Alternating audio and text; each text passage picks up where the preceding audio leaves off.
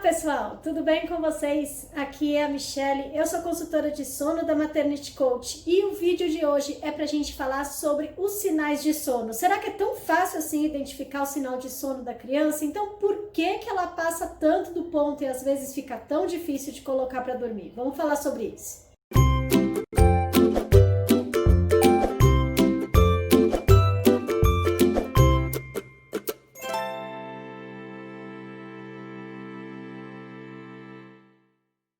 Primeiramente, vamos falar aqui dos sinais clássicos, né? Esfregar os olhos, bocejar, coçar a orelhinha, mexer no cabelo. E existem outros que não são tão claros assim, como, por exemplo, perder o interesse pelo que está acontecendo, pelos brinquedos. Vem para o colo, a criança começa a procurar um lugar para se ajeitar, começa a colocar o rostinho. Ela não presta mais muita atenção no que as pessoas estão falando. O choro também é um sinal de sono muito claro, porque muitas vezes as crianças começam a chorar porque estão extremamente cansadas. Mas existem algumas crianças que não demonstram sinal de sono com essa facilidade toda, que se você deixar, a criança passa o dia inteiro acordada. Quando chega lá para 5, 6 da tarde, a criança está super nervosa e ela não demonstrou sinal de sono o dia todo. Então vamos falar um pouquinho sobre isso. Bom, primeiro a gente pensar que existe mais ou menos uma quantidade de soneca necessária para cada idade. Então a criança a partir de 4 até 6, 7 meses ela faz 3 cochilos, de 7 meses até mais ou menos 14, 15 meses ela faz 2 cochilos e depois dos 14, 15 até os 3 aninhos ela faz 1 cochilo por dia.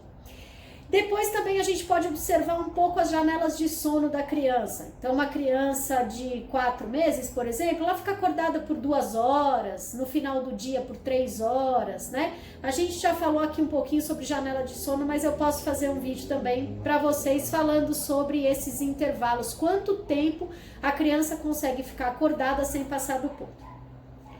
E existem também os sinais de sono, para a gente ver direitinho a hora de colocar a criança para dormir. Para aquelas crianças que não apresentam sinais de sono, o ideal é a gente ir pelo relógio. Dê uma olhada, na faixa etária do seu filho, quantas sonecas ele tem que fazer por dia. Pegue uma janela de sono adequada para ele, deixe uma primeira janela um pouco mais curta e aumente as outras janelas de sono. Isso vai ajudar muito a adequar o dia dessa criança. Faça uma agenda, que horas mais ou menos ele dorme, por mais que você se esforce por 10 dias, forçando, entre aspas, o sono dele, mas ele acaba dormindo, sempre mais ou menos no mesmo horário. Então pode ser que aquele horário seja o horário adequado para o seu filho dormir. E uma última dica aqui sobre sinal de sono, que às vezes não aparece nunca, né, pra gente entender aí que horas essa criança precisa dormir.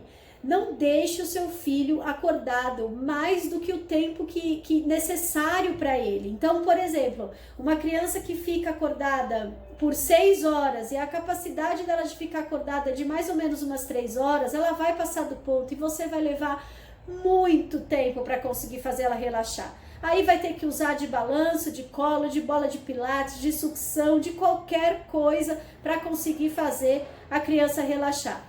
E também não queira tirar a criança de uma brincadeira direto para o sono. Sabe mais ou menos o horário que ela vai dormir? Uns 15, 20 minutos antes desse sono. Já tire a criança dessa brincadeira, vá relaxando, diminuindo um pouquinho a luminosidade.